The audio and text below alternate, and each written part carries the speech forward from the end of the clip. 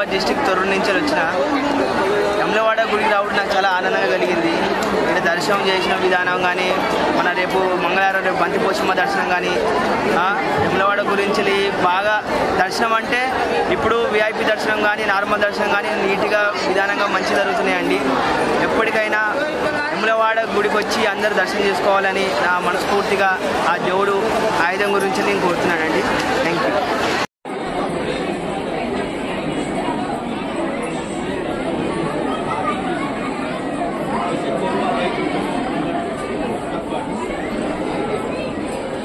Bathroom वाला hello, ये photo निकाला, तुम्हारा फोटो निकाला।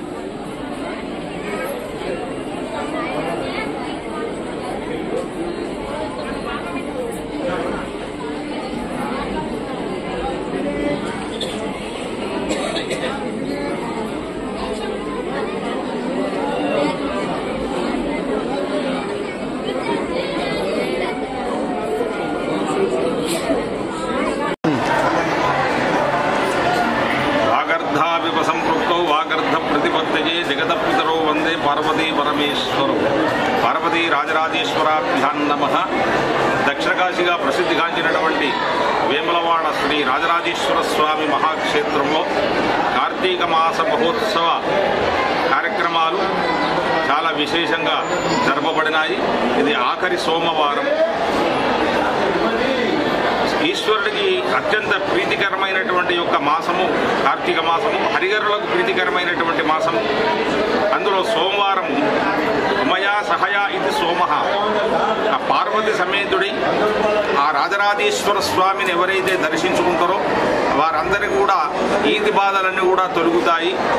ప్రదోషకాల ముందు ఎవరైతే స్వామివారిని దర్శిస్తారో వాళ్ళందరికీ కూడా కర్మం ఉన్నటువంటి రాహిత్యాన్ని పొందగలుగుతారు. అటువంటి మహాక్షేత్రం వేములవాడ. ఈ వేములవాడ మహాక్షేత్రంలో సోమవారము శ్రీ పార్వతీ రాజరాజేశ్వర స్వామి వారికి మహాన్యాసపూర్వక ఏకాదశి రుద్రాభిషేకం, పరివార దేవతలకు అభిషేకాలు మరియు స్వామివారికి సాయంకాలం ప్రదోషకాలంలో మహాలింగార్చనాది కార్యక్రమాలు నిర్వహించడంతో ఈ సోమవారం కార్తీక సోమవారాల యొక్క కార్యక్రమాలన్నీ ముగుస్తాయి. మళ్ళీ రెండవది మనకి మాస శివరాత్రి.